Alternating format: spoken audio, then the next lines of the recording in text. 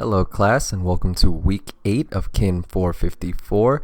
It is our last week, but as the late, great Kobe Bryant once said, there's nothing to smile about. Job's not finished. So let's finish strong and let's have a good week and let's finish this semester as best as we can.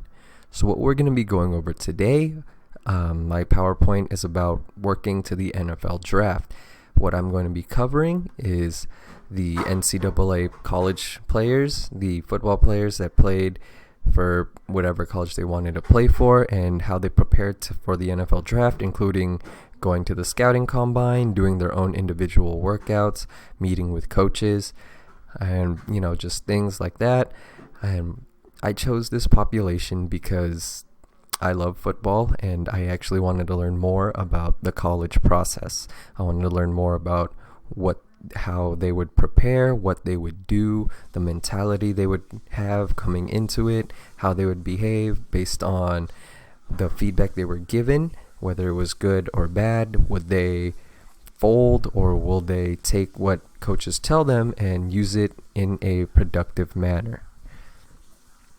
So first, we have the many different influences on the athlete.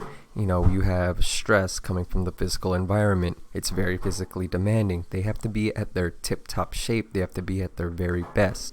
You can't just be slacking, taking days off. You have to be really on your workouts. You have to make sure you're pushing yourself every single time. You have to make sure that you're going as hard as you possibly can to show that, hey, I deserve to be here. And that brings us to our social environment. Am I impressing my coaches or the scouts? Am I showing them that I'm playing as best as I can? Am I showing them that I can be that missing piece on the team that they need? Am I good enough to even make the team? Am I even good enough to get drafted?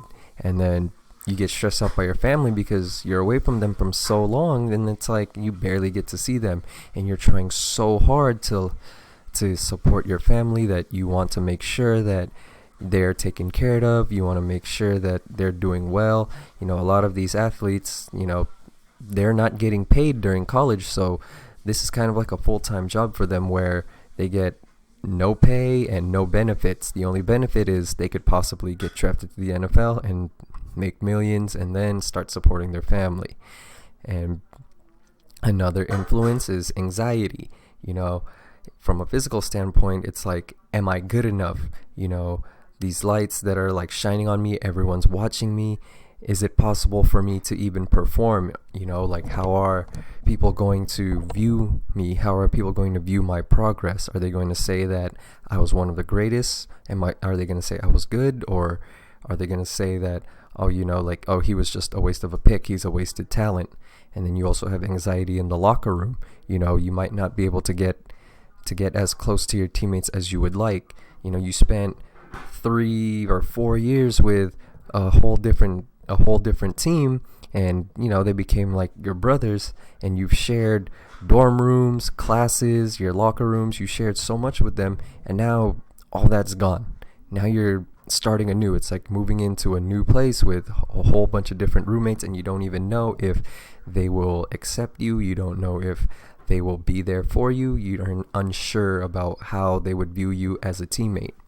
And then also you have the anxiety of your family.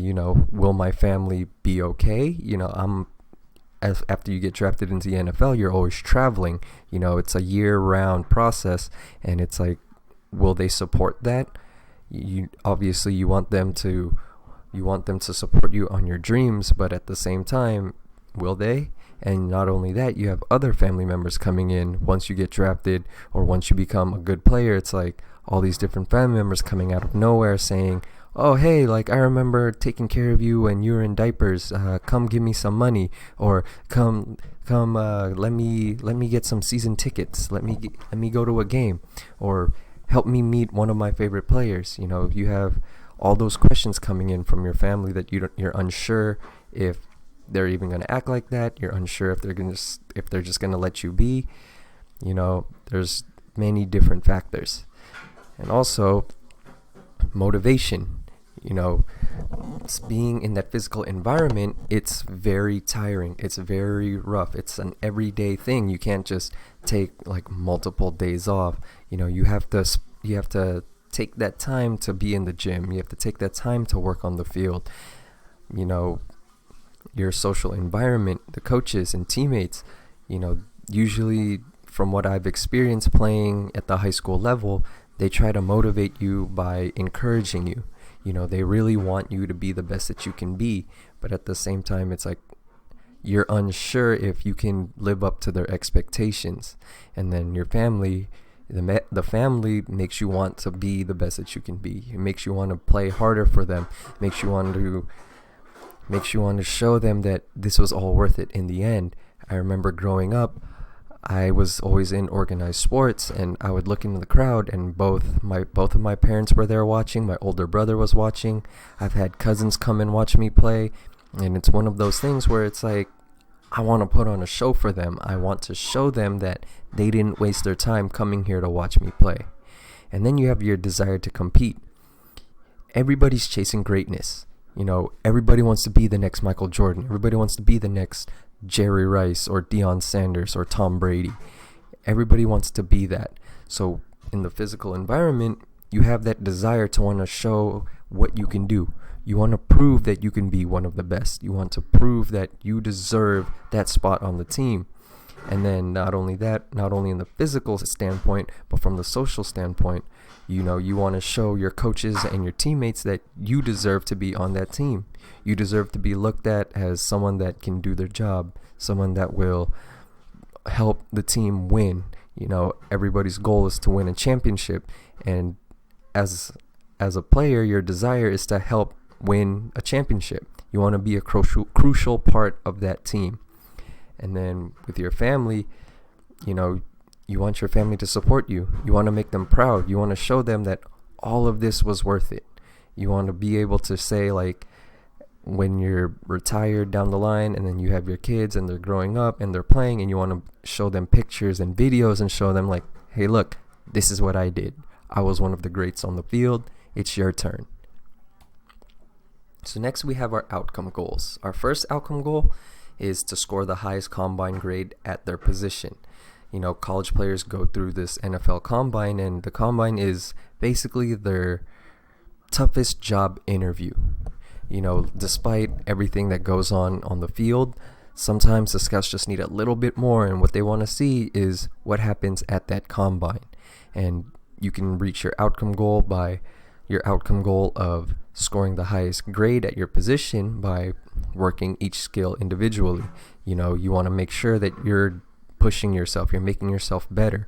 A lot of the combine is a lot of physical traits. They want to see how fast you can really be. They want to see how strong you can really be. You know, so if you keep working on your strength and your speed, you should be in good shape to reach that goal. And then outcome goal number 2 is to get drafted in the first round. This one is a little bit more difficult because you have to prove throughout the entire season that you deserve that high draft spot. You have to show that, you know, you can be a good contribution to the team.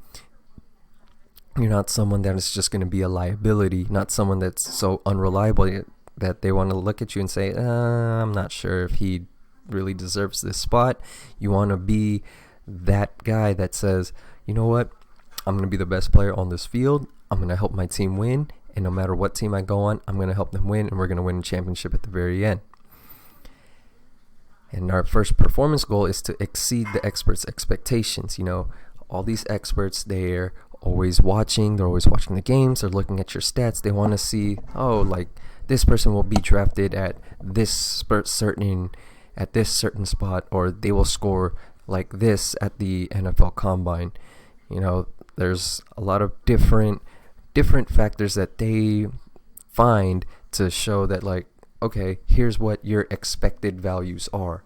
You know, and the first performance goal is you want to exceed those expectations. You know, you always want to prove people wrong. You always want to show that you're better than how they perceive you. How can you do that?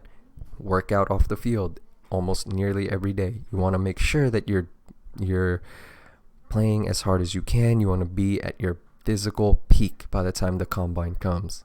And our performance goal number 2, exceed your own expectations. This is one of the very difficult ones to accomplish, just because you always want to set a lofty goal for yourself. You always want to set a high standard. You always want to put it at the highest that you can reach. How can you do that? Trust the process. Just keep going, keep pushing, keep working as hard as you can. And that brings us to process goal number 1. Give 100% effort during your workouts. Envision your goals. Envision a national championship. Envision getting drafted in the first round. Envision getting past these expectations that other experts put on you. And number 2, process goal, their second process goal, I should say, work out every day. You can't get better if you're just not working. You have to keep pushing. You have to make sure that you're pushing as hard as you can. And this isn't to say that you should be doing all these vigorous exercises all the time. Sometimes working out can be something like yoga or active stretching or just rolling out or giving your muscles a massage. You want to make sure that you take care of your body. Otherwise, sometimes injury can happen. And a statement that helped me get through this: as long as you put your trust in the good Lord, then you will be able to accomplish your dreams. Trust that Christ has given the strength and ability to pursue a career in football. I can do all things through Christ who strengthens me. You believe in yourself. You believe that God has given you the strength and the gifts to push yourself through these hard times. I know it's difficult, but sometimes you just got to do it. What I learned here throughout this course is that the environment the athlete is in creates factors in motivation, desire to complete, and how they deal with stress and anxiety. Behavior dictates performance. You always want to make sure that you are performing to the best of your ability. Take what the coaches tell you, take the feedback, and use it to motivate yourself to make yourself better. Thank you.